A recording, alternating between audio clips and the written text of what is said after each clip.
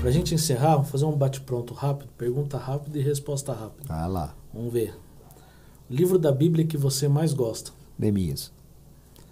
Três Esse pregadores... foi rápido. Neemias e Esther. Vai, Neemias e Esther. São dois livros que me encantam. Além, claro, dos evangelhos. Mas Neemias e Esther são livros que têm muito a ver com essa dinâmica, assim. Eu acho que tanto de estar em um lugar e fazer a diferença, quanto dessa questão da gestão. Maravilha.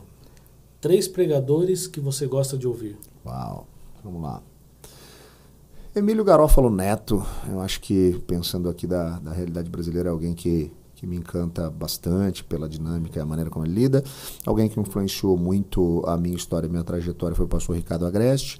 E aí, para colocar um nome internacional, né, que acho que teve um impacto muito grande na minha geração e na minha visão ministerial, o pastor Tim Keller. Legal.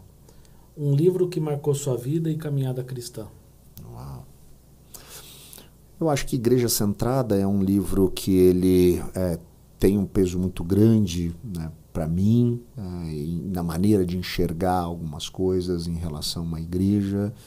Eu acho que existem outros livros, como A Missão de Deus, do Chris Wright, que me ajudam na minha perspectiva missiológica e no meu entendimento da missão.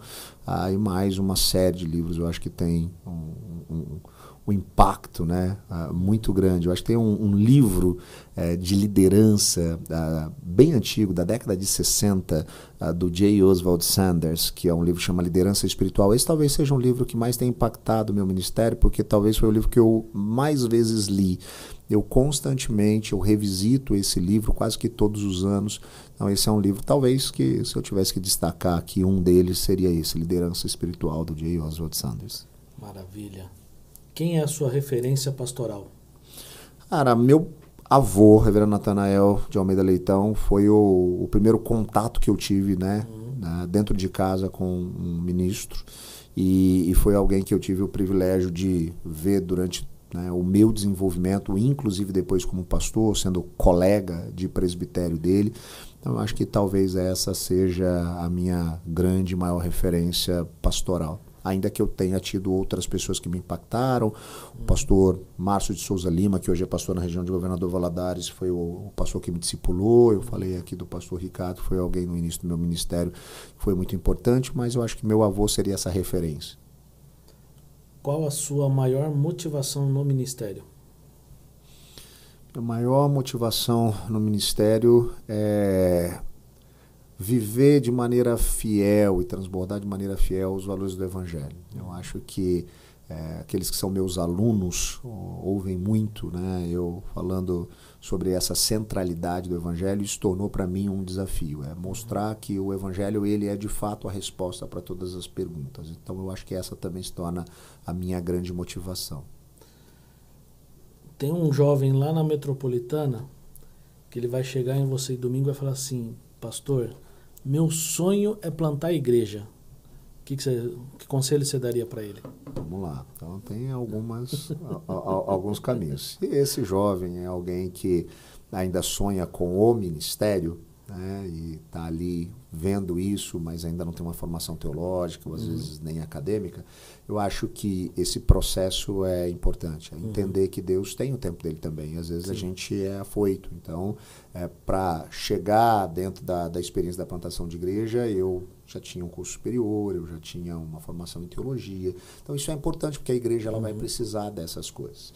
Se eu estou lidando com um jovem, mais um jovem experiente, que já tem uma formação acadêmica, uma formação teológica, eu diria que o primeiro passo para ele é orar e perguntar para Deus se é isso mesmo. O segundo passo é, ele sendo casado, perguntar se Deus falou isso para a esposa dele, porque às vezes o cara, né, vai nessa sozinho e isso vai dar problema. O terceiro passo é cola em alguém que já está fazendo isso, né, para poder viver isso de maneira efetiva. Então, se ele estiver lá na Metropolitana, eu vou colocar ele de castigo fazendo algumas coisas lá para ver se é isso mesmo. E se ele estiver nos acompanhando aqui e estiver longe, ele colar em alguém que esteja fazendo algo semelhante, que ele admira, para que ele possa ter certeza e convicção disso mesmo. Maravilha. Uma última pergunta. O que é Cristo para você? Cara, Eu acho que a gente pode trazer respostas chavões, assim como o Senhor, Salvador, Redentor, né? Mas eu acho que a razão efetiva de tudo da vida, aquilo que traz sentido e significado, eu acho que talvez seja a grande resposta. Porque quando eu olho para a minha história, para a minha trajetória, eu não consigo enxergar que ela faça sentido sem ele em todos os aspectos, né? Olhando desde a minha criação, olhando da minha formação acadêmica, profissional, tudo aconteceu e tudo acontece, né, a partir da compreensão daquilo que ele está construindo na minha história. Então, eu acho que seria tudo para mim. Maravilha. Amigo. Rodrigo. Aí.